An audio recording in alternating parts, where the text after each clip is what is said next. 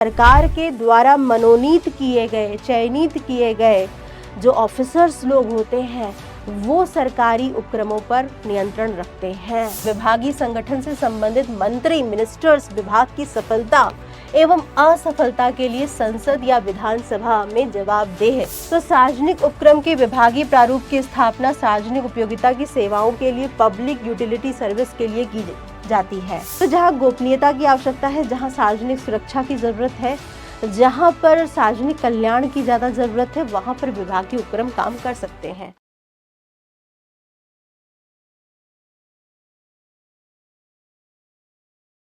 Hello मेरे प्यारे बच्चों, मैं हूं आपकी अपनी सौम्या मैम। तो कैसे हो? एकदम स्वस्थ और मस्त बीएसटी पढ़ने के लिए हो जाओ एकदम रेडी, क्योंकि मैं आ चुकी हूं आपकी अपनी मैम।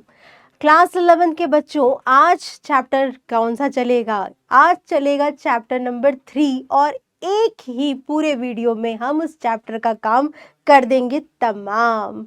यानी चैप्टर नंबर 3 को आज हम लोग पढ़ने वाले हैं, समझने वाले हैं। और इस चैप्टर का नाम क्या है? इस चैप्टर का नाम है निजी, सार्वजनिक एवं भूमंडलीय उपक्रम। निजी, सार्वजनिक एवं भूमंडलीय उपक्रम, इसे private, public and global enterprise भी बोलते हैं। भूमंडलीय का मतलब समझते हो? इसे ग्लोबल बोल रहे हैं, भूमंडलीय बोल रहे हैं, या इसको बोल रहे हैं एमएनसीज भी कहते हैं, मल्टीनेशनल कॉर्पोरेशंस भी बोलते हैं। निजी का तो आप मतलब सभी बच्चे बहुत अच्छे से जानते होंगे कि निजी का मतलब क्या है। निजी मतलब प्राइवेट सेक्टर। प्राइवेट सेक्टर का मतलब हो गया वो सारे उद्योगपति जो कि अपने निजी पूंजी लगाते हैं किसी बिजनेस को शुरू करने के लिए, और निजी हाथों में ही उस बिजनेस का कंट्रोल होता है, मैनेजमेंट होता है। निजी लोग ही जो होते हैं वो डिसीजंस लेते हैं और सरकार का इसमें कोई रोल नहीं होता है डायरेक्टली। उसे हम लोग निजी क्षेत्र बोलते हैं, निजी एंटरप्राइज। सार्वजनिक का मतलब क्या हो गया? सार्वजनिक का मतलब हो गया जिसमें सरकार का पूंजी लगा हो, सरकार का नियंत्रण हो, सरकार का स्वामित्व हो। ठीक, तो आइए जल्दी से थोड़ा सा विस्तार से जानते हैं इसी अध्याय को। क्या पढ़ेंगे आज हम लोग? आज हम लोग पढ़ेंगे सार्वजनिक उपक्रम की परिभाषाएं, यानी पब्लिक सेक्टर यूनिट्स के बारे में पढ़ेंगे। सार्वजनिक उपक्रम की विशेषताएं, सार्वजनिक क्षेत्र के उपक्रम का प्रारूप, यानी पब्लिक सेक्टर की एंटरप्राइजेस कितने तरह के होते हैं, निजी क्षेत्र और निजी उपक्रम में की विशेषताएं क्या क्या होती हैं इसको देखेंगे, और निजी उपक्रम के प्रारूप क्या होते हैं। ठीक है, तो स्टार्ट करते हैं। सबसे पहले बात करते हैं हम लोग पीएसयूज की। पीएसयूज का मतलब क्या है? पीएसयू, पब्लिक सेक्टर यूनिट, पीएसयूएस, ठीक है, पब्लिक सेक्टर यूनिट्स। अब पब्लिक सेक्टर का मतलब हो गया सार्वजनिक क्षेत्र, सरकार जिसमें इन्वॉल्व हो, सरकारी कंपनी, सरकारी संस्थाएं, सरकारी उपक्रम, ठीक, सरकार का पैसा लगा हो। जैसे यहाँ पर कुछ एग्जाम्पल दिए हुए हैं, इंडियन ऑयल, ओएनजीसी, ठीक है, गेल, सेल, भेल, एनटीपीसी, ये सब क्या है? ये सब पीएसयू है, पब्लिक सेक्टर यूनिट्स है। पब्लिक सेक्टर का मतलब सरकार जिसमें इन्वॉल्व है, सरकार जिसमें पूंजी लगाई है, सरकार जिसका कंट्रोल कर रही है, उसको हम लोग कहते हैं पब्लिक सेक्टर। थोड़ा सा और जानते हैं इसके बारे में। तो एसएस खेरा ने क्या कहा है? उनके शब्दों में राजकीय उपक्रम, राजकीय उपक्रम का मतलब क्या हो गया? पब्लिक सेक्टर हो गया बेटा, सरकारी उपक्रम हो गए, ठीक है, सार्वजनिक क्षेत्र हो गए। क्या हो गया? सार्वजनिक क्षेत्र, ठीक है।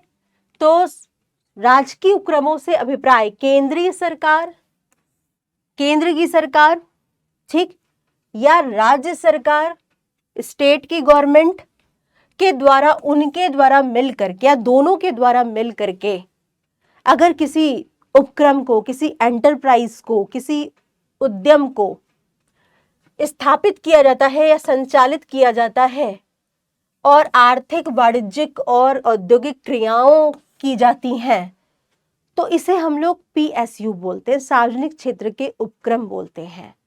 मतलब सरकार, चाहे वो केंद्र सरकार हो या राज्य सरकार हो, या केंद्र या राज्य सरकार दोनों मिल करके अगर किसी उपक्रम का, किसी औद्योगिक उपक्रम का, किसी वाणिज्यिक कमर्शियल एंटरप्राइज को, किसी व्यापारिक संस्था को नियंत्रित कर रही है, संचालित कर रही है, चला रही है, पैसा लगा रही है, पूंजी लगा रही है, तो इसको क्या कहेंगे? इसको हम लोग कहेंगे PSU, सार्वजनिक क्षेत्र के उपक्रम, एंटरप्राइज।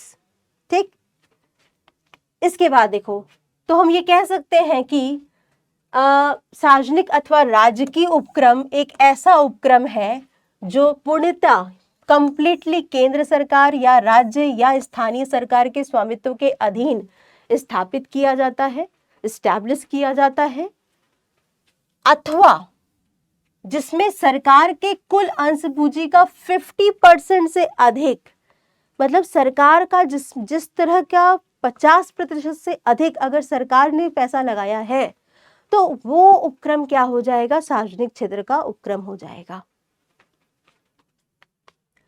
सार्वजनिक उपक्रम की विशेषताएं क्या होती है बेटा? ये सार्वजनिक क्षेत्र की विशेषताएं होती हैं कि इसमें सार्वजनिक जवाबदेही होती है, सेवा भावना होती है, सरकार का नियंत्रण होता है, सरकारी स्वामित्व होता है, ये सब कुछ इसकी विशेषताएं होती हैं। सार्वजनिक जवाबदेही का मतलब हो गया जनता के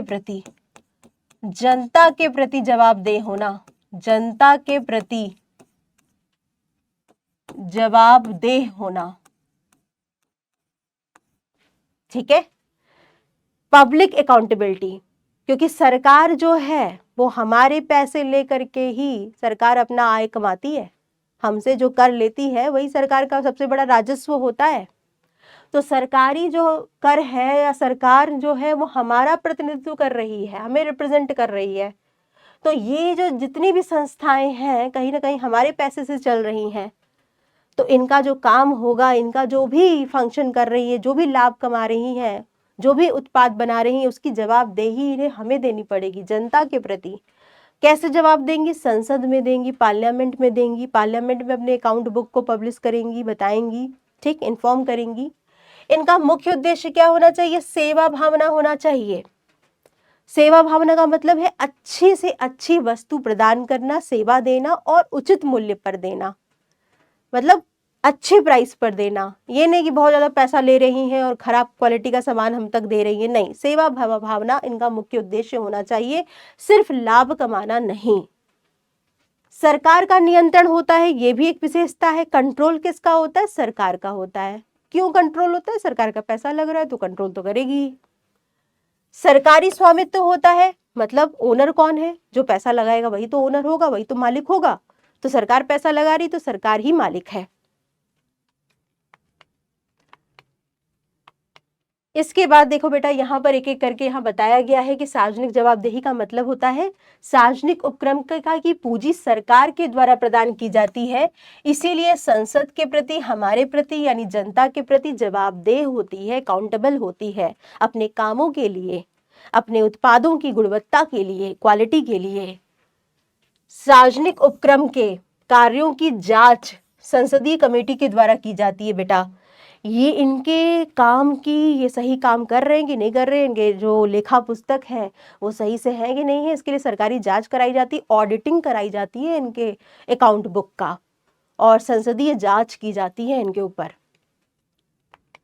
सेवा भावना, सार्वजनिक उपक्रम का मुख्य उद्देश्य सिर्फ लाभ कमाना नहीं होता है, बल्कि सेवा प्रदान करना होता है, कल्याण करना होता है समाज का। इसके बाद सरकार का नियंत्रण, सार्वजनिक उपक्रम का प्रबंध और नियंत्रण सरकार के द्वारा मनोनीत किए गए, चयनित किए गए जो ऑफिसर्स लोग होते हैं वो सरकारी उपक्रमों पर नियंत्रण रखते हैं, कंट्रोल करते हैं, डिसीजंस लेते हैं।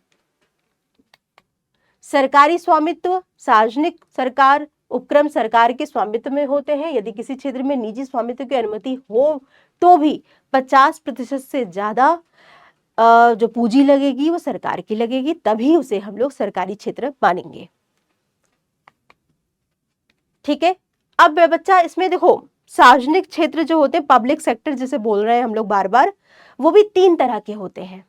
3 तरह के होते हैं। कौन कौन से? पहला होता है विभागीय उपक्रम, डिपार्टमेंटल अंडरटेकिंग। दूसरा है सार्वजनिक निगम, पब्लिक कॉर्पोरेशन जिसे बोलते हैं, और तीसरा है सरकारी कंपनी, गवर्नमेंट कंपनी। सार्वजनिक निगम को हम लोग वैधानिक निगम भी बोलते हैं, स्टेटरी कॉर्पोरेशन भी बोलते हैं, वैधानिक निगम। ठीक है, तो ये तीन मेन पार्ट होता है और इस पूरे चैप्टर में आपको यही तीन मेन पार्ट पढ़ना है। ठीक, तो सबसे पहले चलो बात करते हैं विभागीय उपक्रम की, डिपार्टमेंटल अंडरटेकिंग की, ये क्या होता है। तो ये देखो, डिपार्टमेंटल अंडरटेकिंग की हम लोग पहले बात कर लेते हैं।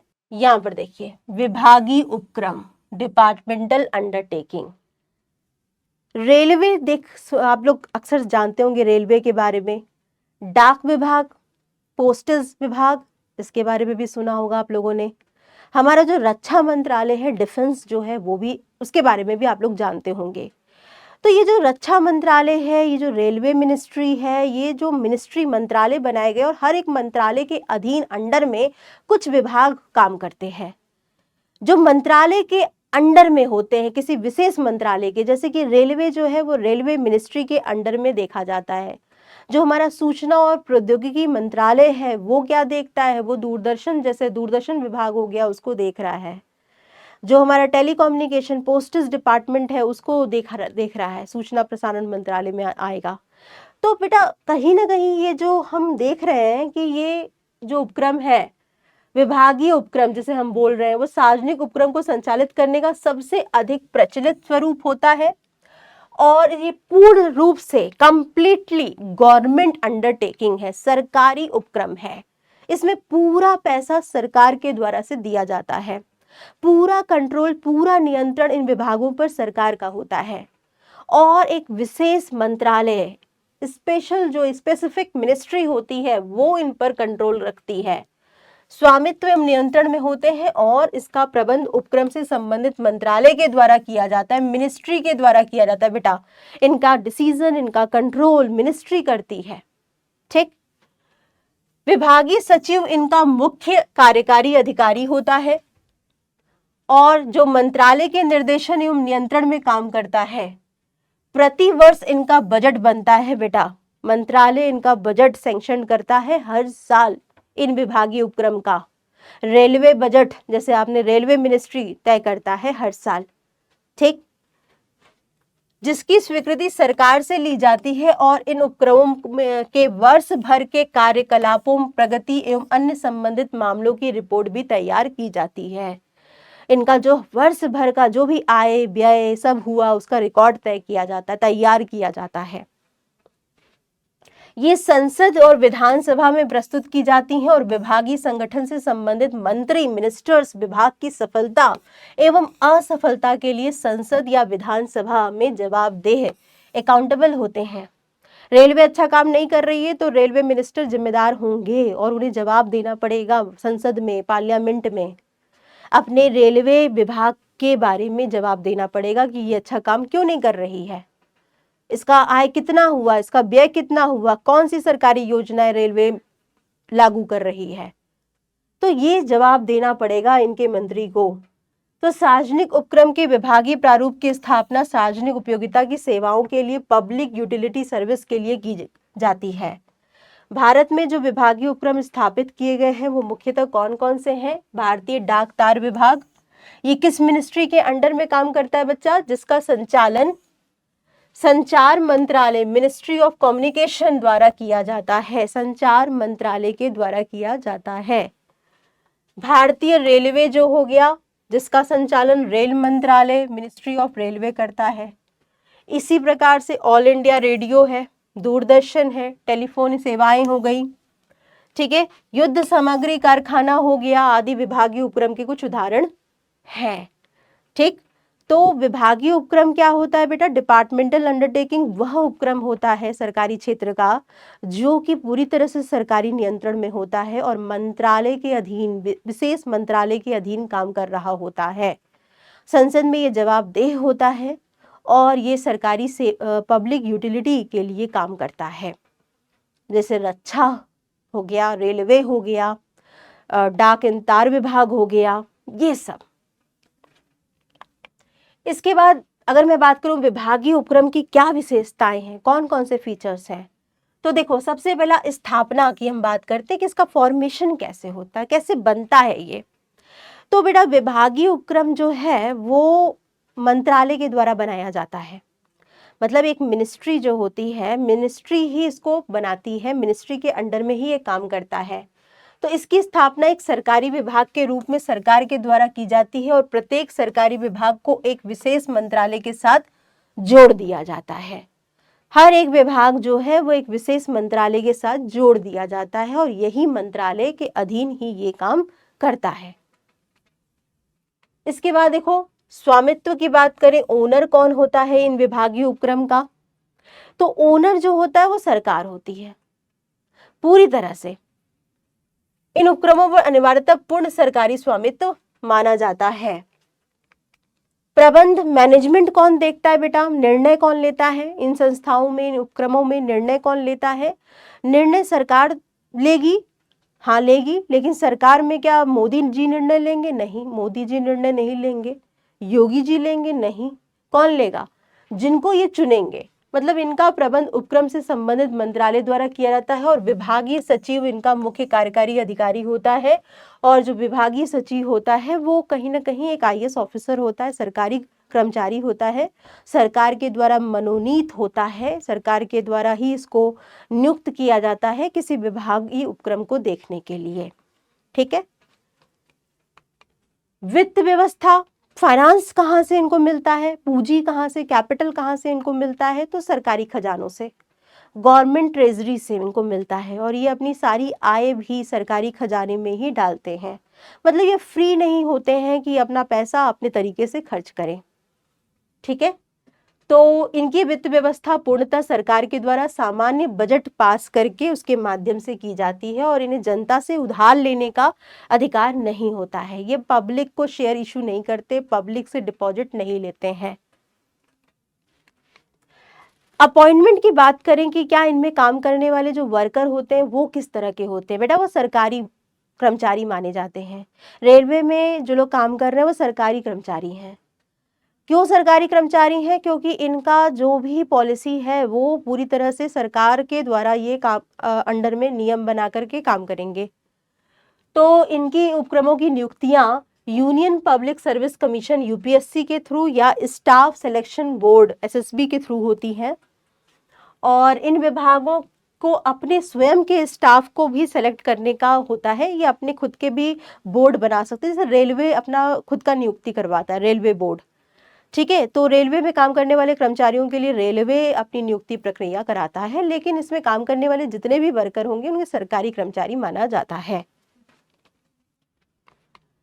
एक पृथक अस्तित्व इनका नहीं होता है, सेपरेट लीगल एंटिटी नहीं होता है। मतलब देखो ये सरकार के स्वामित्व में है और सरकारी मंत्रालय के अधीन काम कर रहे हैं। इनका खुद का अलग का कोई भी एग्जिस्टेंस या अस्तित्व नहीं है। मतलब ये अपने नाम से कोई प्रॉपर्टी नहीं खरीद सकते हैं, अपने नाम से कहीं मुकदमा या केस नहीं लड़ सकते हैं, इन पर डायरेक्ट केस नहीं किया जा सकता है। ठीक है। मतलब सरकारी जो विभागीय उपक्रम है उनका अस्तित्व सरकार के अस्तित्व के बराबर होता है। मतलब आप मिनिस्ट्री पर केस कर रहे हैं, आप सरकार पर केस कर रहे हैं, इन पर डायरेक्ट नहीं कर सकते हैं। ये डायरेक्ट अपने नाम से कोई एसेट्स परचेज नहीं कर सकते हैं। तो इन उपक्रमों का पृथक अस्तित्व नहीं होता, अर्थात ये अपने नाम से संपत्ति नहीं रख सकते हैं और न ही सरकार की अनुमति के बिना किसी पर मुकदमा कर सकते हैं और न ही इन पर मुकदमा किया जा सकता है। प्रशासनिक स्वतंत्रता की अगर हम बात करें तो क्या इन्हें अपने तरीके से काम करने का फ्रीडम है, तो प्रशासनिक स्वतंत्रता इन्हें ज़्यादा नहीं मिलती है क्योंकि ये मिनिस्ट्री के अंडर काम करते हैं, मंत्रालय के अधीन काम करते हैं, सरकार का हस्तक्षेप होता है इनके कामों में। भले इसको निर्णय लेने का जो पावर है वो चीफ एजुकेटिव ऑफिसर को दिया गया है, लेकिन वो भी तो सरकारी बंदा है, वो भी तो सरकार के द्वारा नियुक्त किया गया है, तो उसे भी तो कोई भी काम करने से पहले सरकार को बताना पड़ेगा, अप्रूवल लेना पड़ेगा। तो इन्हें प्रशासनिक स्वतंत्रता नहीं होती है, ये एक सरकारी विभाग के रूप में होते हैं। अगर मैं इन्हीं विशेषताओं को अगर कंक्लूड करूं तो कुछ लाभ निकल करके आ जाएंगे विभागीय उपक्रम के। क्या लाभ होते हैं भैया? सबसे बड़ा लाभ तो ये हो गया कि मैम ये सरकार के अधीन है, मतलब सामाजिक सेवा और कल्याण के लिए काम करेंगे। और इन्हें बनाना थोड़ा आसान है क्योंकि मंत्रालय के अंडर ही विभाग बनाए जाते हैं। तो सरल स्थापना, इन उपक्रमों की स्थापना बहुत सरल है क्योंकि इनकी स्थापना के लिए कोई पंजीकरण, कोई रजिस्ट्रेशन अलग से नहीं करवाना पड़ता है। मिनिस्ट्री काम कर रही है, मिनिस्ट्री ने अपने अंडर में एक विभाग बना दिया और काम स्टार्ट हो गया। प्रभावपूर्ण नियंत्रण, इफेक्टिव कंट्रोल होता है इनमें। क्यों? क्योंकि इन उपक्रमों का प्रबंध संबंधित मंत्रालय के निर्धारित नियमों के अंतर्गत किया जाता है। मिनिस्ट्री इन पे डायरेक्ट सुपरविजन कंट्रोल रख सकती है। इफेक्टिव तरीके से इन पर कंट्रोल रखा जा सकता है। इतना ही नहीं बल्कि ये कार्य शिक्षित एवं प्रशिक्षित अधिकारियों के द्वारा किया जाता है। मतलब जो डिसीजंस लिए जाते हैं उसमें जो चीफ एग्जीक्यूटिव ऑफिसर्स जो होते हैं वो सरकार के द्वारा मनोनीत होते हैं, उनकी योग्यता होती है और वो कंट्रोल करते हैं पूरे विभाग को।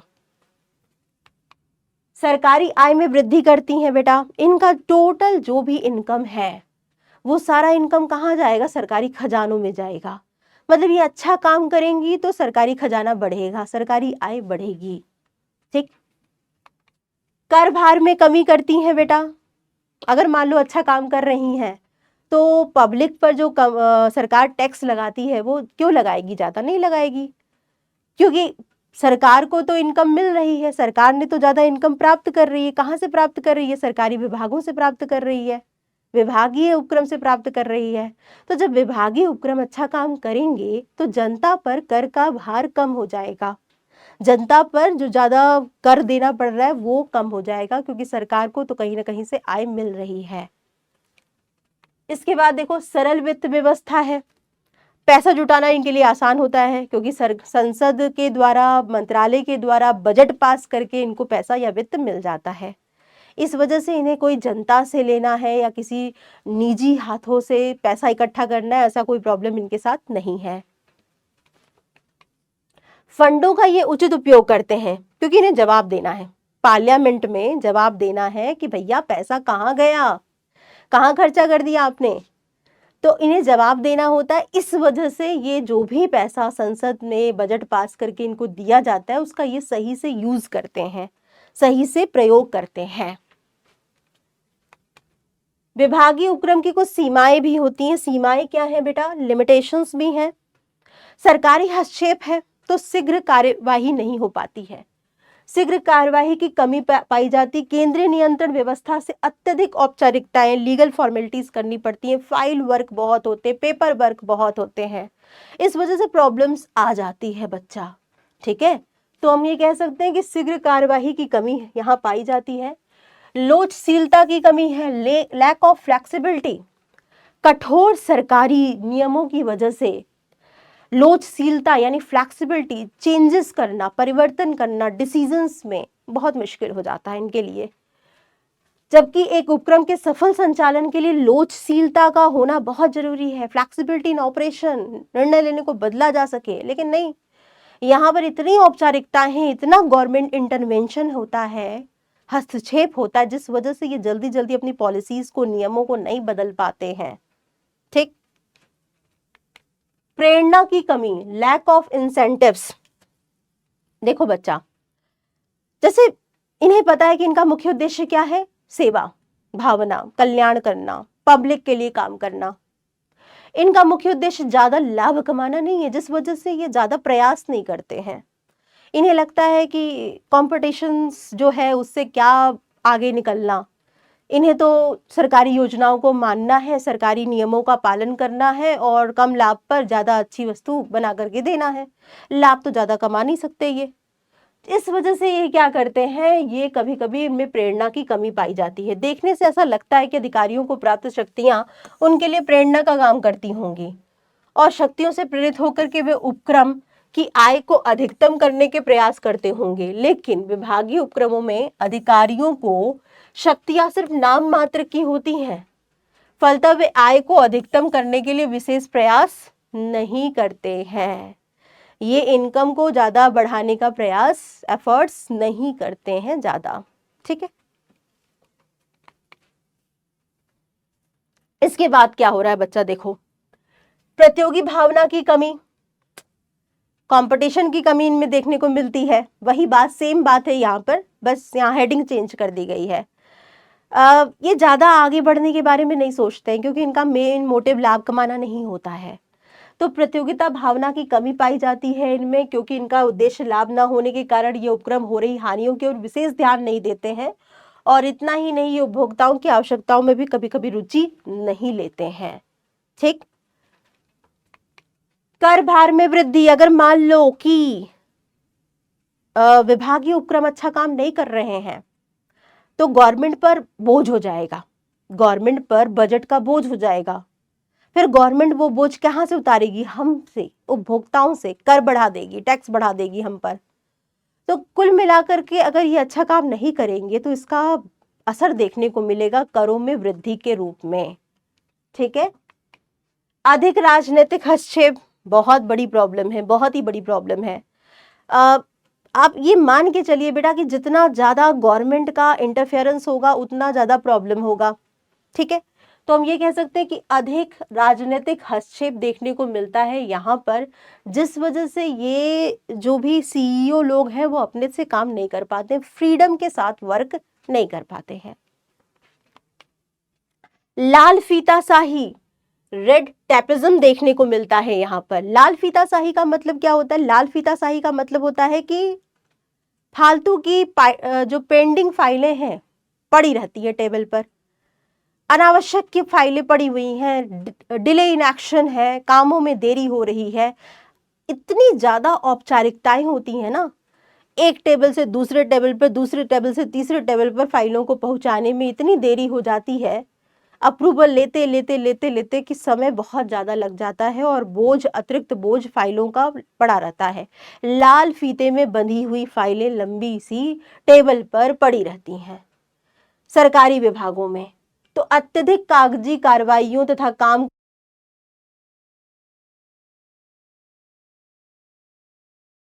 बंधी हुई फाइलों का ढेर सा लग जाता है और कोई भी काम निपटने में नहीं आता है, टाइम पर काम कंप्लीट नहीं होता है। सरकारी दफ्तरों के बाबुओं को देख लीजिए, पहुंच जाइए, अपना छोटा सा काम कराना है, कोई पेंशन विभाग का काम कराना है, कोई पेंशन बनवाना है, और आप टेबल पे पहुंच जाइए, टेबल पे फाइलें रखी हुई हैं और आपकी फाइलें कहीं से धूल मिट्टी खाई हुई कब की पड़ी हुई हैं, 2 महीना हो गया है। बाबू ने अभी क्या किया है? दूसरे विभाग में फाइल ट्रांसफर नहीं की है, एक साइन का वेट हो रहा है, ऑफिसर्स के एक साइन का वेट हो रहा है। बड़े बाबू जब तक साइन नहीं करेंगे, छोटे बाबू उसको ट्रांसफर नहीं करेंगे। तो इस तरह से जो लाल फीताशाही है, अनावश्यक के जो कार्यों में देरी हो रही है वो पाई जाती है। ठीक है। विभागीय उपक्रम इतनी सीमाओं और इतने लाभों के बाद भी हमारे लिए उपयोगी हैं। किन किन क्षेत्रों में इनका प्रयोग किया जा सकता है? जहां सार्वजनिक हित में पूर्ण सरकारी नियंत्रण आवश्यक हो, जहां गोपनीयता की अहम भूमिका हो, जहां पर मतलब मान लो कि कह सकते हो कि गोपनीय रखना हो, सीक्रेट रखना हो चीज़ों को, जैसे कि रक्षा विभाग, हमारी जो आर्म्स फोर्सेस हैं, हथियार जो हैं वो कितने हम बना रहे हैं, हमारी सुरक्षा की नीतियां क्या हैं, अगर हमें इसे सुरक्षित रखना है तो हमें डिफेंस मिनिस्ट्री के अंडर में विभाग बना करके काम करना होगा। ठीक है। तो जहाँ गोपनीयता की आवश्यकता है, जहाँ सार्वजनिक सुरक्षा की जरूरत है, जहाँ पर सार्वजनिक कल्याण की ज्यादा जरूरत है, वहां पर विभागीय उपक्रम काम कर सकते हैं। जहां सार्वजनिक उपयोगिता की सेवाएं उपलब्ध करवाने की बात हो रही हो, वहां निजी क्षेत्र की भागीदारी को शून्य होनी चाहिए। जहां अधिक पूंजी निवेश होता है तथा लाभ की कोई गारंटी नहीं होती है, वहां पर भी सार्वजनिक जो उपक्रम है, विभागीय उपक्रम जो है वो खोले जाते हैं। ठीक है। तो इन जगहों पर हम ये कह सकते हैं कि डिपार्टमेंटल अंडरटेकिंग अभी भी काम कर रही हैं और इन्हें काम करना होगा। ठीक। अब इसके बाद बात करते हैं वैधानिक निगम की क्या होती हैं। वैधानिक निगम या स्टेटरी कॉर्पोरेशन, या इसे हम सार्वजनिक निगम भी बोलते हैं। देखो, विभागीय उपक्रम जो थे वो पूर्णतः सरकार के अधीन थे, पूर्णतः सरकारी पैसे से चल रहे थे, पूर्णतः सरकारी स्वामित्व और नियंत्रण था। मिनिस्ट्री, मंत्रालय के अधीन काम कर रहे थे, अलग से नहीं बनाए गए थे। लेकिन वैधानिक निगम क्या होता है, ये एक अलग से बनाया जाता है। कैसे? संसद में ठीक है, पार्लियामेंट में या विधानसभाओं में एक स्पेशल एक्ट पारित करवाया जाता है, एक स्पेशल एक्ट को पास करके इनका जन्म किया जाता है और उस एक्ट के अंडर में यानी उस स्पेशल एक्ट में इनके नियम कायदे कानून लिखे होते हैं और उसके तहत ये काम करते हैं। ठीक है, जैसे SBI, LIC, RBI, GIC, ये सब क्या है, वैधानिक उपक्रम के उदाहरण हैं। इनको कैसे बनाया गया, इनको संसद में एक विशेष प्रकार का एक्ट पास किया गया, अधिनियम, और उस अधिनियम में इनसे संबंधित सभी नियम कायदे कानून लिखे गए और फिर जाकर के उस अधिनियम को जब पास कर दिया गया, वो पारित हो गया, तब इनकी स्थापना की गई है। जैसे LIC एक्ट 1955 ये पास किया गया, उसके बाद ये LIC जो है, LIC सामने आई, जीवन बीमा निगम। ठीक है, तो इसका अभिप्राय ऐसे सार्वजनिक उपक्रम से है जिसकी स्थापना संसद में या विधानसभा के विशेष अधिनियम के द्वारा की जाती है। ठीक है, भारत में जो मुख्य सार्वजनिक निगम हैं वो कौन कौन से, उसके कुछ एग्जाम्पल्स हैं, जैसे कि भारतीय जीवन बीमा निगम, भारतीय रिजर्व बैंक, कर्मचारी राज्य बीमा निगम, भारतीय खाद्य निगम, फूड कॉर्पोरेशन ऑफ इंडिया, तेल एवं प्राकृतिक गैस निगम जैसे ONGC भी बोलते हैं। ये सब क्या है, वैधानिक निगम है। क्यों? क्योंकि इनको पास एक स्पेशल एक्ट के द्वारा चलाया जाता है अलग अलग, और ये संसद में पारित किया गया और उसके बाद फिर इसका निर्माण हुआ है। सार्वजनिक निगम की कुछ विशेषताएं होती हैं, जैसे स्थापना, फॉर्मेशन। बेटा इनका फॉर्मेशन जो है वो संसद में या राज्य विधानसभा के विशेष अधिनियम के तहत किया जाता है, एक स्पेशल एक्ट को पास करवा करके। ओनरशिप की बात करें तो हाँ बेटा, क्योंकि ये भी PSU ही है, पब्लिक सेक्टर में ही आते हैं, तो ये इनका भी मालिक कौन है, सरकार ही होगी, क्योंकि सरकार ही कहीं ना कहीं इनमें भी पैसा लगाती है। प्रबंध, मैनेजमेंट कौन देखता है बेटा, इन निगमों का प्रबंध सरकार के द्वारा नॉमिनेटेड, मनोनीत व्यक्ति लोग देखते हैं, जो कि सरकार जिनको नियुक्त करती है बोर्ड ऑफ डायरेक्टर्स में से। ठीक है, वित्त व्यवस्था की अगर हम बात करें तो इनका पैसा कहाँ से आता है, इनकी संपूर्ण पूंजी सरकार के द्वारा से आती है। मगर इनके पास एक और फायदा होता है कि ये जनता से भी पूंजी ले सकते हैं, जनता से भी उधार ले सकते हैं पब्लिक डिपॉजिट के द्वारा। ठीक है, अपॉइंटमेंट की बात करें तो बेटा इनमें काम करने वाले जो वर्कर होते हैं वो पूरी तरह से सरकारी कर्मचारी नहीं होते हैं। LIC के अपने एक रिक्रूटमेंट बोर्ड होता है, भर्ती प्रक्रिया होती है, एक बोर्ड होता है, LIC अपना खुद का कराती है।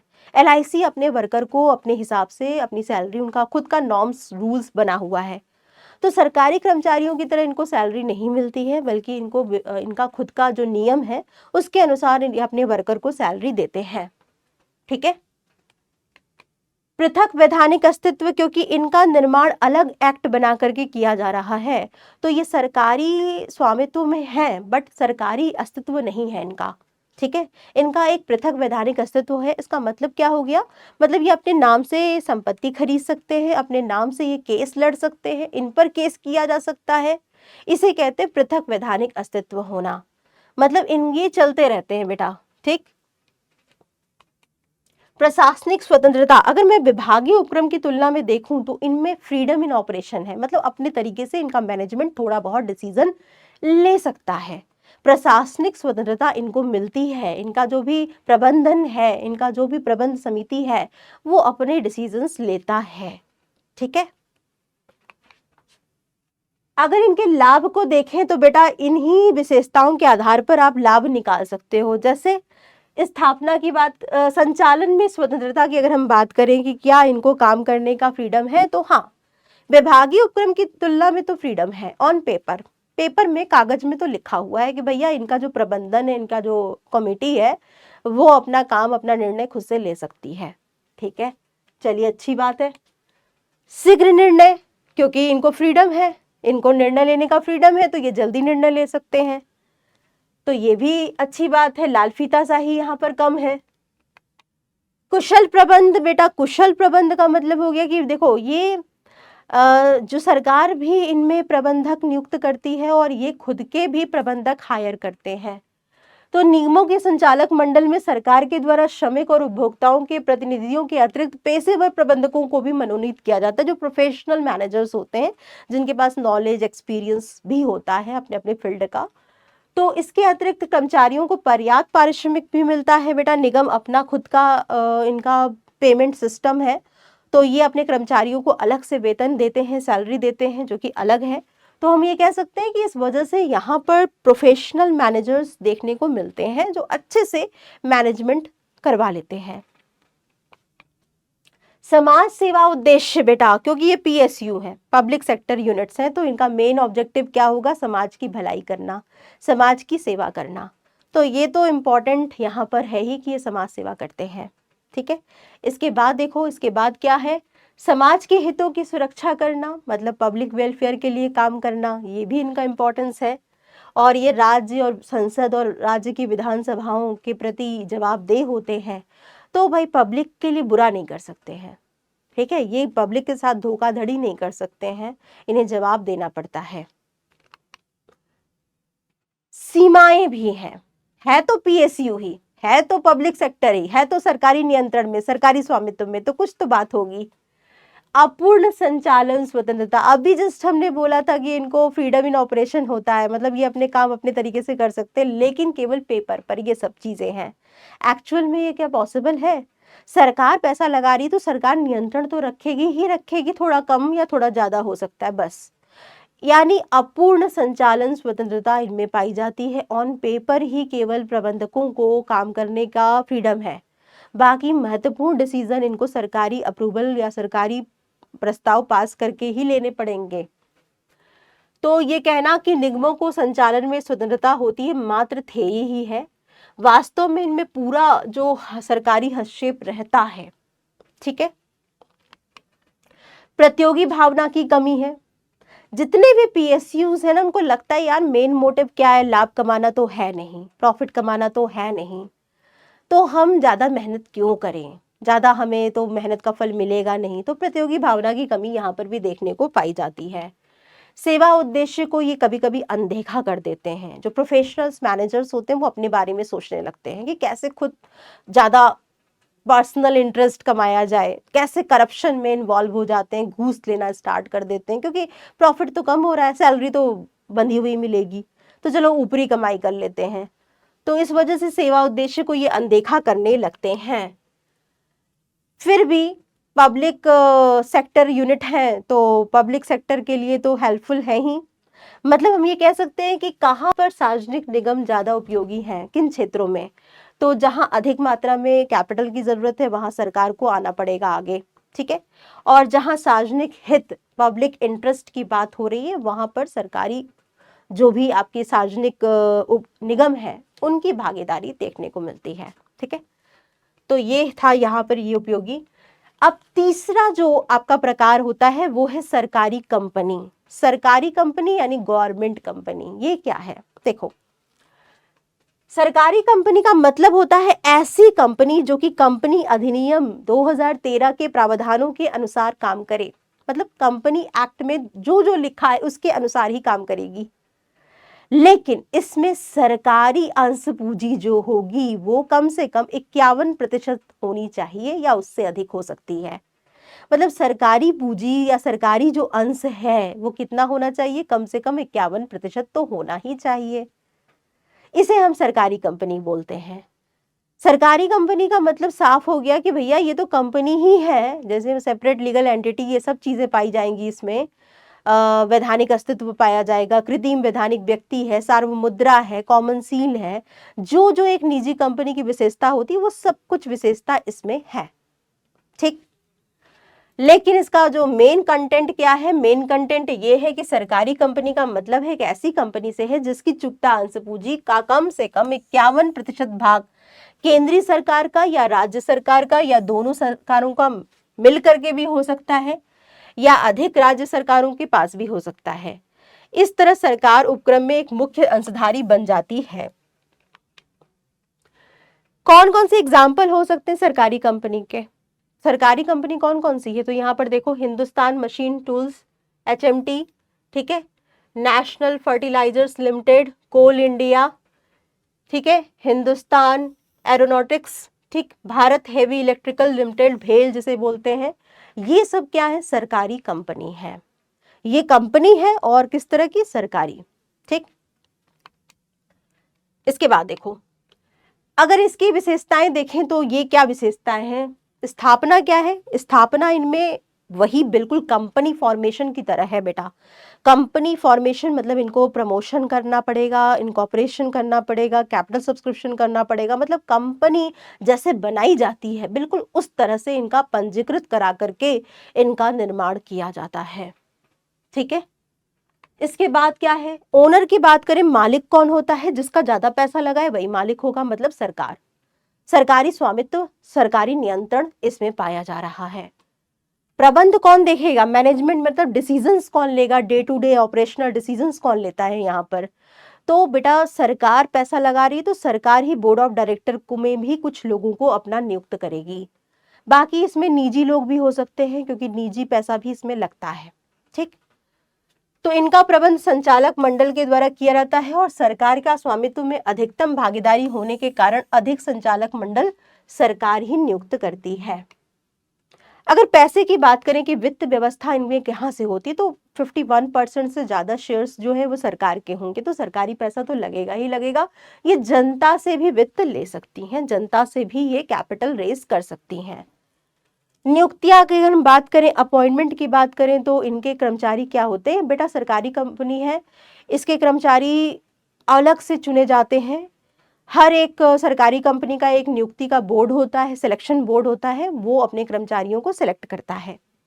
ठीक है,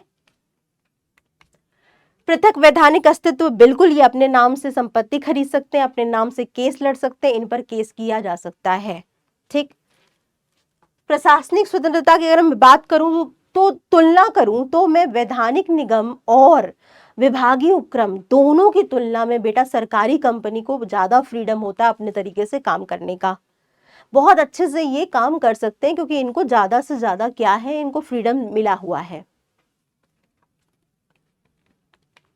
सरकारी कंपनियों के लाभ क्या है, सरल स्थापना, हाँ, क्योंकि कंपनी एक्ट जो है 2013 उसमें जो नियम है उस नियमों के तहत इन्हें बनाया जाता है, तो ये इसका लाभ है कि इजी फॉर्मेशन हो जाता है।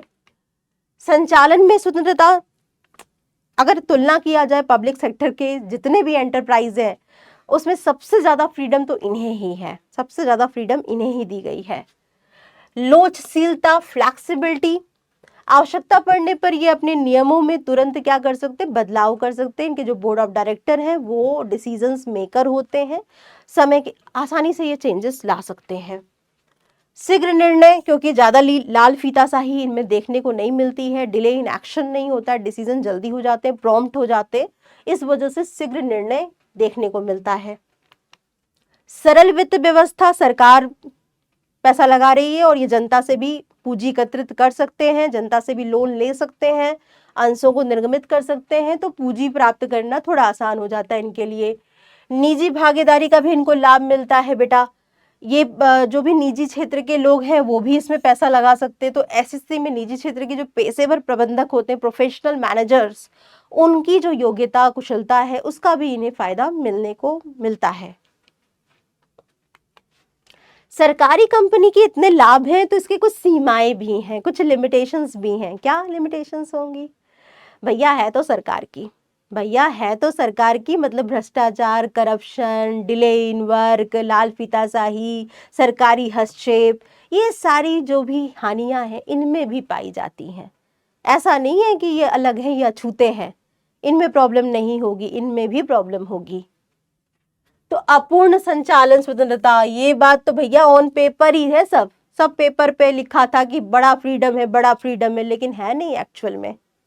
फ्रीडम इनको ज़्यादा नहीं होता है। प्रबंधक मंडल जो होते हैं उसमें ज़्यादातर सरकार के जो मनोनीत ऑफिसर्स होते हैं वही लोग देखते हैं और सरकार के ही काम कर रहे हैं, सरकार के लिए काम कर रहे हैं वो लोग, तो कहीं ना कहीं सरकारी हस्तक्षेप देखने को मिल जाता है। इसके बाद देखो, नीतियों में स्थायित्व नहीं है, मतलब एक सरकारी ऑफिसर आया, संचालक मंडल बना, नीति बनाया और उसका ट्रांसफर कर दिया गया, उसको दूसरे विभाग में डाल दिया गया, दूसरा उसको क्षेत्र दे दिया गया, दूसरा कंपनी में उसको ट्रांसफर हो गया। अब आप बताओ कि नया आएगा तो नई नीति बनाएगा। तो इस प्रकार से इनकी जो नीतियां होती हैं जल्दी जल्दी ट्रांसफर होने से खुद ही बदलती रहती हैं। तो नीतियों में स्थायित्व नहीं देखने को मिलता है। सरकारी कंपनियों के चेयरमैन व अन्य उच्च अधिकारियों में जल्दी जल्दी परिवर्तन करने से नीतियों में स्थायित्व नहीं रहता है। पेशेवर कुशलता की कमी बेटा, सरकारी प्रबंधक मंडल नियुक्त किए गए हैं जो संचालन देख रहे हैं, ऑपरेशन देख रहे हैं, निर्णय ले रहे हैं।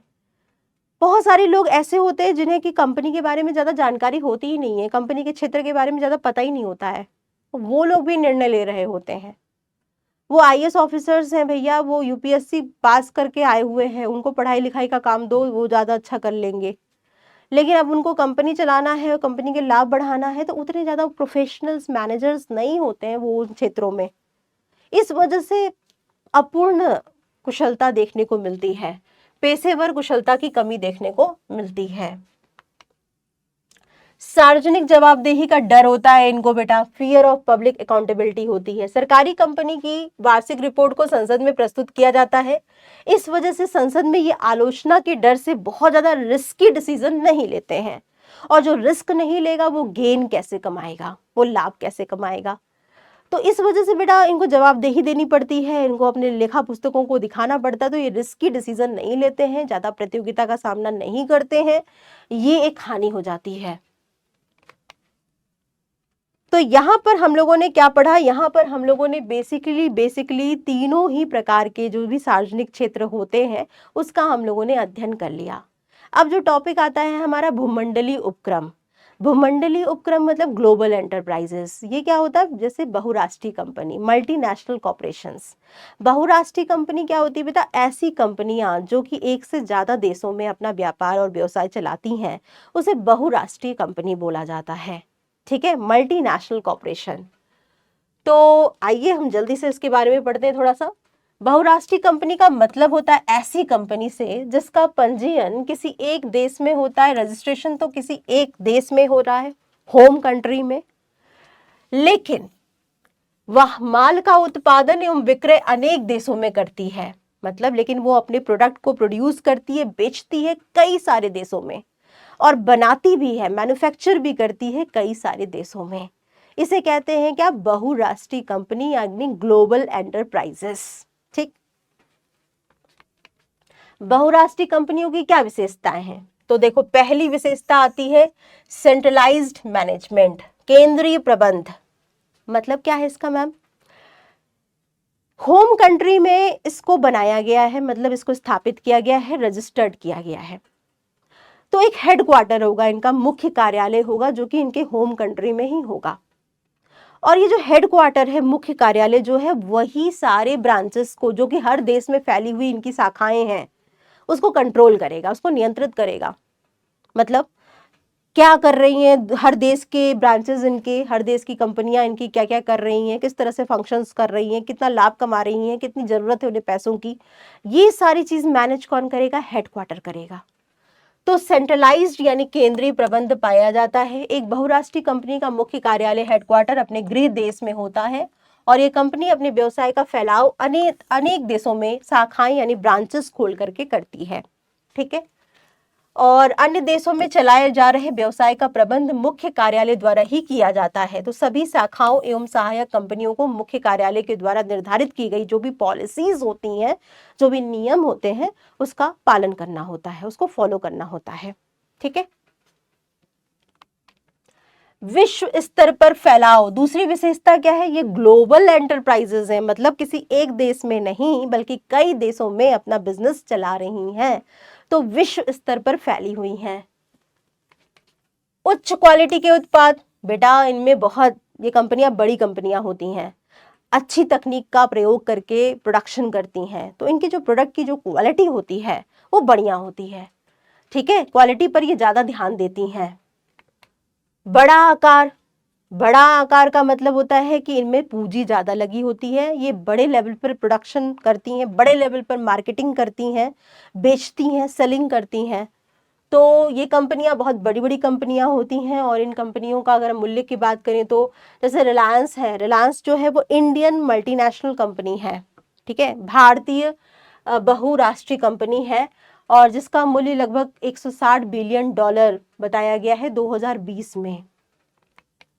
अंतर्राष्ट्रीय बाजार तक पहुंच, क्योंकि ये कई देशों में फैली हुई हैं तो इंटरनेशनल मार्केट में ये अपनी वस्तुओं को बहुत आसानी से पहुंचाती हैं और बेचती हैं और ब्रांचेस खोलती हैं।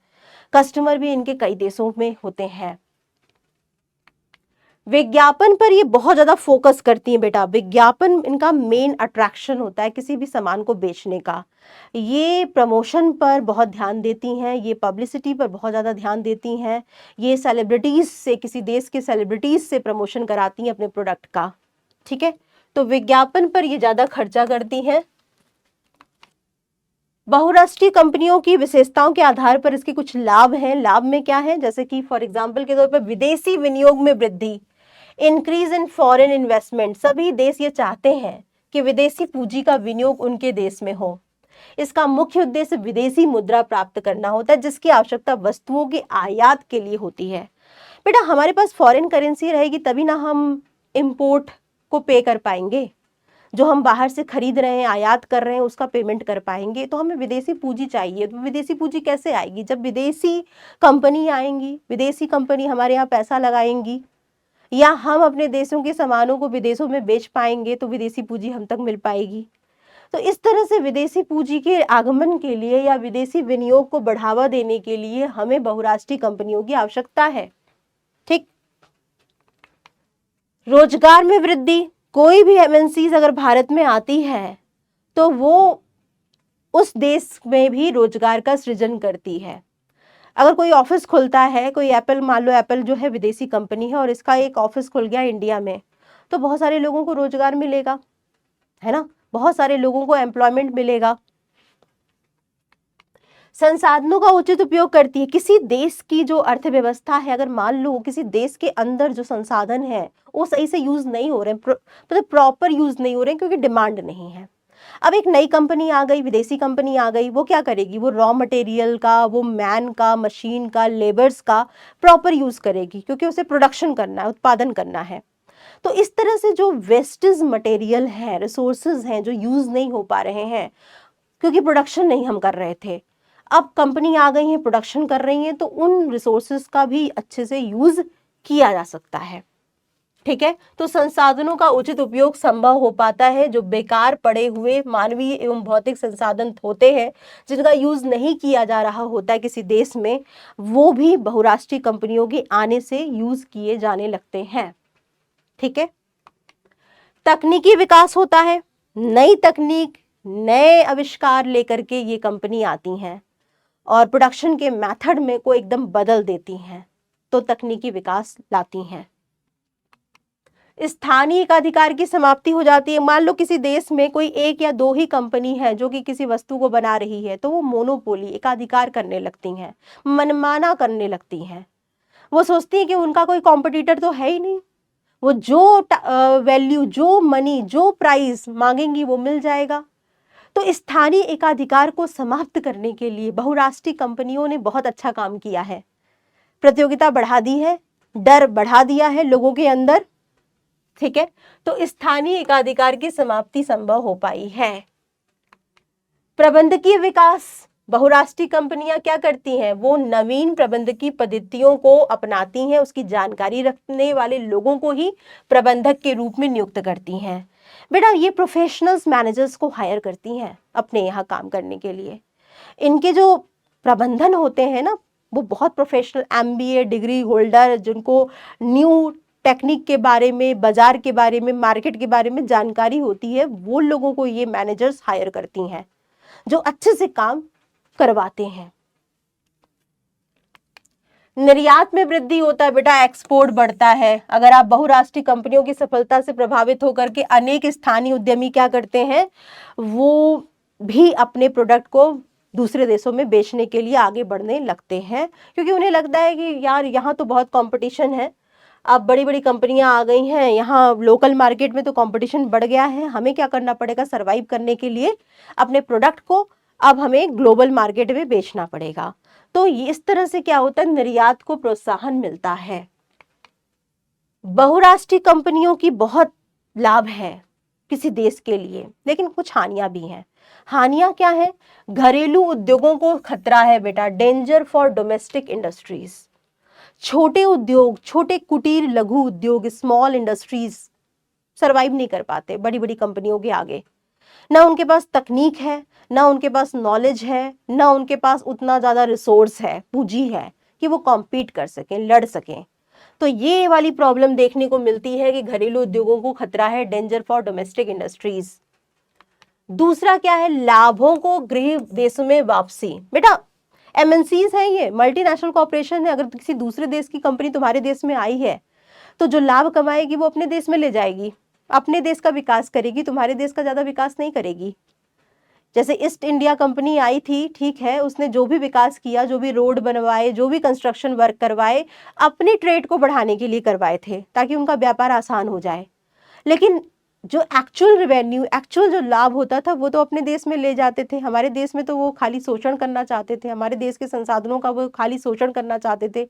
मेन मोटिव उनका व्यापार करना ही था। फिर धीरे धीरे वो हम पे शासन करने लगे। सेम चीज हो जाता है जब बहुराष्ट्रीय कंपनी आती हैं और उनका जब डोमिनेंस, प्रभुत्व बढ़ जाता है, तो वो क्या करती हैं? वो ज्यादातर क्या करती हैं? हमारे देश पर कब्जा करने की भावना करने लगती हैं। मतलब वो अपना लाभ जो है, रेवेन्यू जो है, वो अपने देश में ले जाएंगी, वहां विकास करेंगी, वहां विस्तार करेंगी, और हमारे देश से क्या करेंगी? लेबर, मजदूर, उनका शोषण करेंगी। स्थानीय राजनीति में हस्तक्षेप भी शुरू कर देती हैं। बड़ी कंपनी है, बड़ा फायदा देखेगी, हमारे स्थानीय राजनीति में, पार्टीज में हस्तक्षेप करेगी, इंटरफेरेंस करेगी कि व्यापार नीति को ऐसा बना दीजिए, वैसा बना दीजिए, ताकि हमें विकास करना आसान हो जाए। प्राकृतिक संसाधनों का या साधनों का शोषण भी शुरू हो जाता है बेटा। ये फैक्ट्रीज लगा रही हैं, प्रोडक्शन बढ़ा रही हैं, पेड़ कट रहे हैं, उद्योग लग रहे हैं, तो इससे क्या हो रहा है? ये जो प्राकृतिक संसाधन है उनका दोहन हो रहा है, ठीक है, उनकी बर्बादी भी हो रही है। इसके अलावा गरीब लोगों को कोई लाभ नहीं होता बेटा। गरीब लोगों को ऐसा कुछ नहीं कि एमएनसीज आने से बहुत ज्यादा लाभ है, क्योंकि जो ये सामान बनाती हैं वो गरीब लोगों के लिए नहीं है। जो ये सामान प्रोड्यूस करती हैं वो एक मिडिल क्लास, एक हाई मिडिल क्लास, एक अपर मिडिल क्लास, एक कह सकते हो कि रिच क्लास पीपल के लिए ज्यादा है। तो ये कंपनियां प्रायः अल्प विकसित एवं विकासशील देशों में स्थापित की जाती हैं, और इन देशों में अधिकतर लोग क्या हैं? गरीब होते हैं। लेकिन ये कंपनियां केवल अमीर लोगों के द्वारा उपयोग की जाने वाली वस्तुएं निर्मित करती हैं, जैसे कि कॉस्मेटिक्स का सामान हो गया, श्रृंगार का सामान हो गया, सॉफ्ट ड्रिंक्स हो गया, चॉकलेट हो गया, ये सारे सामान। अब एकदम जो एकदम गरीब है वो क्या करेगा? श्रृंगार यानी कॉस्मेटिक्स के सामानों को लेकर के उसको क्या जरूरत है? उसको तो कह सकते हो कि रोटी मिल जाए इतना ही बहुत है, खाने के लिए मिल जाए कुछ उतना ही बहुत है, पहनने के लिए थोड़े बहुत फटे फुटे पुराने कपड़े मिल जाए। तो गरीब लोगों का ऐसा कुछ ज्यादा विकास नहीं हो जाता है एमएनसीज के आने से, ठीक है। तो यहाँ पर बेसिकली हम लोगों ने अभी बहुराष्ट्रीय कंपनियों के बारे में पढ़ा। अब क्योंकि इस चैप्टर का नाम क्या था? इस चैप्टर का नाम था मैम निजी, सार्वजनिक और भूमंडलीय उपक्रम। तो यहाँ निजी वर्ड के बारे में भी बताया गया। तो क्या निजी भी अलग से पढ़ना है बेटा? चैप्टर नंबर 2 में जो आप लोगों ने पढ़ा था, ठीक है, व्यावसायिक संगठन के स्वरूप, उसमें जो आप लोगों ने एकल व्यापार, साझेदारी, कंपनी, कोऑपरेटिव सोसाइटी, सहकारी समिति और संयुक्त हिंदू परिवार पढ़ा था। तो ये सब क्या था? ये सब निजी क्षेत्र के अंदर ही आ रहा था, जिसमें निजी स्वामित्व था, निजी प्रबंधन था, निजी पूंजी लगी थी, सरकारी नियंत्रण नहीं था, ठीक है। तो वो सारे जो सेक्टर थे वो निजी क्षेत्र में आ जाते हैं। तो बेसिकली हम लोग अगर यहाँ पर थोड़ा सा देखना चाहें तो हम क्या देख सकते हैं? हम यहाँ पर ये जरूर देख सकते हैं कि विभागीय, सार्वजनिक और सरकारी जो कंपनी है, पीएसयू जो है हमारे पब्लिक सेक्टर यूनिट, उसमें तीनों में डिफरेंस क्या है? ये वाला जो टॉपिक है उसको हम लोग अगर पढ़ लेते हैं एक बार तो रिवीजन भी हो जाता है, और तीनों का डिफरेंस हमें समझ में आ जाता है कि पीएसयूज में सार्वजनिक क्षेत्र के जितने प्रारूप होते हैं उनमें क्या अंतर है। स्थापना, ठीक है, तो तो विभागीय उपक्रम सरकार के द्वारा एक सरकारी विभाग के रूप में स्थापित किए जाते हैं। सार्वजनिक निगम क्या है? संसद अथवा राज्य विधानसभा में विशेष अधिनियम पास करके इनको स्थापित किया जाता है। सरकारी कंपनी जो है वो भारतीय कंपनी अधिनियम 2013 के प्रावधानों के अनुसार स्थापित या बनाई जाती है। इसके बाद देखो, स्वामित्व की बात अगर हम करें तो इसका पूरा का पूरा जो मालिक होता है वो पूर्ण सरकारी स्वामित्व होता है विभागीय उपक्रम में। सार्वजनिक निगम में अनिवार्यतः पूर्ण सरकारी स्वामित्व पाया जाता है और इसमें सरकारी कंपनी में अगर हम देखें तो कम से कम 51% सरकारी स्वामित्व इसमें जरूर पाया जाता है। ठीक है, प्रबंध की अगर हम बात करें, मैनेजमेंट कौन देखता है? तो मंत्रालय के द्वारा, संबंधित मंत्रालय के द्वारा मनोनीत व्यक्ति लोग ही इसका देखते हैं, यानी सीधे सीधे मिनिस्ट्री देखती है। सार्वजनिक निगम की अगर हम बात करें तो सरकार के द्वारा मनोनीत संचालक के द्वारा प्रबंध यानी निर्णय लिए जाते हैं और सरकारी कंपनी में निजी व्यक्ति भी संचालक हो सकते हैं। वित्त संसाधन, वित्त व्यवस्था कहाँ से होती है? पूर्णतः सरकार के द्वारा सामान्य बजट को पास करके विभागीय उपक्रम में वित्त व्यवस्था की जाती है। और सार्वजनिक निगम में पूर्ण सरकारी पूंजी प्राप्त कर सकते हैं, लेकिन जनता से भी पूंजी ले सकते हैं ये, और इसमें जनता से और सरकार दोनों से ही अंश पूंजी निर्गमित करके पूंजी प्राप्त की जाती है सरकारी कंपनी में। ठीक है, इसके बाद देखो बेटा, नियुक्तियों की अगर हम बात करें तो विभागीय उपक्रम में जो कर्मचारी लोग होते हैं वो पूरी तरह से सरकारी कर्मचारी माने जाते हैं, जबकि विभागीय उपक्रम में या सार्वजनिक निगम में जो कर्मचारी होते हैं वो कौन होते हैं बेटा? वो पूरी तरह से सरकारी कर्मचारी नहीं होते हैं, बल्कि निगम के अपने बोर्ड होते हैं जो कि भर्तियां निकालते हैं। सरकारी कंपनी में क्या होता है? सरकारी कंपनी में भी अलग से ही बोर्ड होता है, हर एक कंपनी का वो नियुक्तियां करता है। ठीक है, पृथक वैधानिक अस्तित्व, बिल्कुल विभागीय उपक्रम में कोई पृथक वैधानिक अस्तित्व नहीं पाया जाता है, जबकि अगर मैं बात करूं सार्वजनिक निगम की तो इसमें पृथक वैधानिक अस्तित्व है। ये अपने नाम से संपत्ति को परचेज कर सकते हैं, मुकदमा लड़ सकते हैं। सेम चीज सरकारी कंपनी में भी।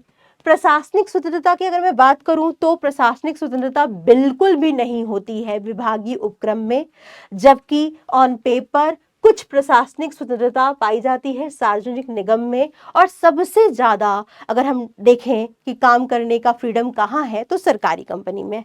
ठीक है, अगर उपयोगिता की बात करें तो विभागीय उपक्रम वहां उपयोगी है जहां ज्यादा से ज्यादा सेक्रेसी की, गोपनीयता की जरूरत है, जैसे रक्षा सुरक्षा संबंधी चीजें हो गई। सार्वजनिक निगम की अगर मैं बात करूं कि जहां सार्वजनिक हित सर्वोपरि है, जहां पूंजी की ज्यादा जरूरत है, वहां पर सार्वजनिक निगम ज्यादा उपयुक्त है, और जहां पर विशेषकर आर्थिक गतिविधियों को बढ़ावा देने की जरूरत है वहां पे सरकारी कंपनी खोल सकते हैं। उदाहरण के तौर पर डाक, तार विभाग, भारतीय रेलवे, युद्ध सामग्री कारखाना आदि विभागीय उपक्रम के उदाहरण हैं। LIC, RBI, ONGC आदि सार्वजनिक निगम के उदाहरण हैं। और सरकारी कंपनी में HMT, कोल इंडिया, ये सब जो है वो आपके सरकारी कंपनी के एग्जाम्पल्स में आएंगे। ठीक है, चलिए इसके बाद हमने ये सारी चीजें पढ़ी बेटा। इस पूरे चैप्टर में हम लोगों ने बेसिक चीजें पढ़ी हैं। क्या क्या चीजें हमने पढ़ ली हैं आज के चैप्टर में? तो आज के चैप्टर में हम लोगों ने सबसे पहले तो क्या देखा? सार्वजनिक क्षेत्र के बारे में देखा। सार्वजनिक क्षेत्र, इसके 3 पार्ट के बारे में हमने पढ़ा। 3 पार्ट के बारे में हमने इसमें पढ़ा। पहला हमने पढ़ा विभागीय उपक्रम, विभागीय उपक्रम। दूसरा हम लोगों ने पढ़ा सार्वजनिक निगम,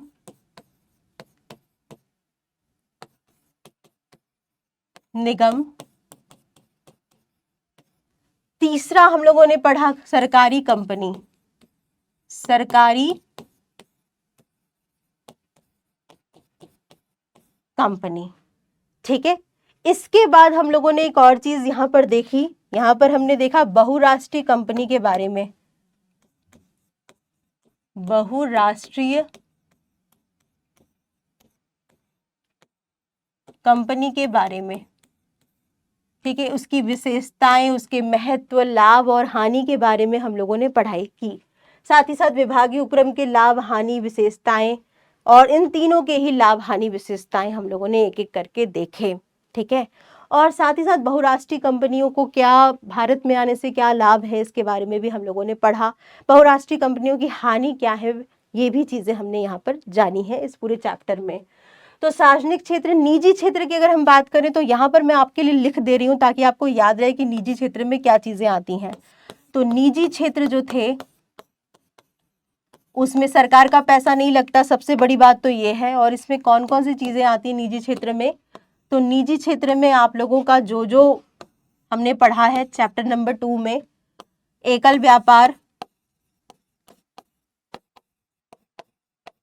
ठीक है, साझेदारी,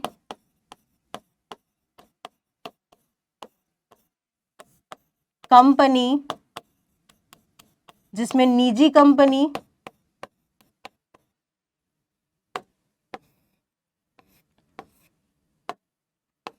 कंपनी जिसमें निजी और सार्वजनिक कंपनी हमने पढ़ा था। सार्वजनिक कंपनी, ये 2 कंपनी के बारे में हमने पढ़ा था। और कोऑपरेटिव सोसाइटी, सहकारी समिति,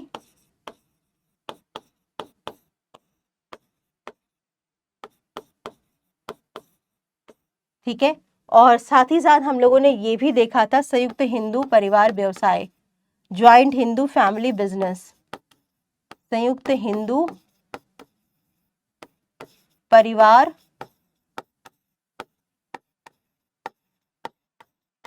व्यवसाय। ये सारी चीजें क्या थी बेटा, वो निजी क्षेत्र में है। और निजी क्षेत्र का मतलब होता है जहां पे सरकार का कोई भी पैसा, स्वामित्व, ये सब चीजें ना लगी हो, ठीक है। बाकी यहाँ पर क्या है, ये सारी चीजें सरकार के अधीन होती हैं, सरकार का पैसा इसमें लगता है, स्वामित्व, नियंत्रण, प्रबंधन सब कुछ सरकार का होता है इन PSU यानी पब्लिक सेक्टर यूनिट्स में। तो इस चैप्टर में बेसिकली आप लोगों ने ये सारी चीजें क्या है, अध्ययन की, स्टडी की, समझी, पढ़ाई की। और चैप्टर नंबर 3 जो है वो आपके लिए इम्पॉर्टेंट चैप्टर है, क्योंकि इसमें आप समझ सकते हो कि सरकार जो है, गवर्नमेंट जो है, वो किस तरह से बिजनेस कर रही है, गवर्नमेंट जो है वो कैसे एंटरप्राइजेस खोल सकती है, कितने विभाग के तौर पर, मंत्रालय के तौर पर, अधिनियम के तौर पर, क्या सभी जो सरकारी PSUs हैं, क्या उसमें काम करने वाले लोग सरकारी लोग होते हैं, सरकारी पर्सन कहलाते हैं, सरकारी कर्मचारी कहलाते हैं या नहीं कहलाते हैं। इन सारी बेसिक चीज़ों को आप लोगों ने पढ़ा। तो मैं ये कह सकती हूँ कि सार्वजनिक क्षेत्र आज के समय में बेटा जरूरी है, क्योंकि समाज कल्याण, समाज विकास, संसाधन का विकास, इन सब चीज़ों के लिए सार्वजनिक क्षेत्र का जो रोल है वो जरूरी है। लेकिन पूर्णतः जो भी सीमाएं हैं, जैसे कि मान लो जो हस्तक्षेप कर रहे हैं, इंटरफेयर कर रहे हैं, वो सब थोड़ा कम कर देना चाहिए। थोड़ा फ्रीडम देना चाहिए इन लोगों को भी अपने तरीके से काम करने के लिए, जिससे ये और अच्छा परफॉर्म करें। थोड़ा सा कंपटीशन भी बढ़ाना चाहिए, थोड़ा सा प्रॉफिट मोटिव, तो मैं ये नहीं कहूँगी कि प्रॉफिट पे ज़्यादा ध्यान दो, लेकिन जन कल्याण के साथ साथ एक कंपटीशन वाली जो भावना होती है वो भी इनमें होनी चाहिए। तभी ये बड़ी बड़ी कंपनी से कॉम्पीट कर पाएंगे और अच्छा ज़्यादा रिजल्ट दे पाएंगे। तो आप लोग बस इस चैप्टर को इसी तरह से समझ करके पढ़ते रहिए। All the best. तो बेटा यहाँ पर पूरा का पूरा चैप्टर खत्म हुआ है। उम्मीद करती हूँ कि आपको समझ में आया होगा कि इसमें जो सार्वजनिक क्षेत्र उपक्रम है उनका कितना ज़्यादा महत्व है। सार्वजनिक क्षेत्र को पूरी तरह से खत्म नहीं किया जा सकता, क्योंकि ये जन कल्याण के लिए काम कर रहे हैं, हमारी अर्थव्यवस्था का विकास कर रहे हैं, और कहीं ना कहीं जरूरी है कि सरकार जो है वो काम करे हमारे लिए। लेकिन थोड़ा बहुत जो इसकी सीमाएं हैं, जैसे लाल फीताशाही हो गया, करप्शन हो गया, डिले इन वर्क हो गया, ज़्यादा से ज़्यादा सरकारी हस्तक्षेप हो गया, इसको थोड़ा कम करना चाहिए। और थोड़ा कंपटीशन जो है, भावना जो है, उसको थोड़ा सा बढ़ाना चाहिए। इससे ही क्या होगा, विकास हो पाएगा, और इससे जो कंपटीशन की भावना को बढ़ा करके ये बड़ी बड़ी कंपनियों से कॉम्पीट कर पाएंगी जो भी PSUs हैं। तो इस तरह से इस पूरे चैप्टर को आप समझिए और समझ करके पढ़िए। ऑल द बेस्ट, आपको पढ़ते रहिए।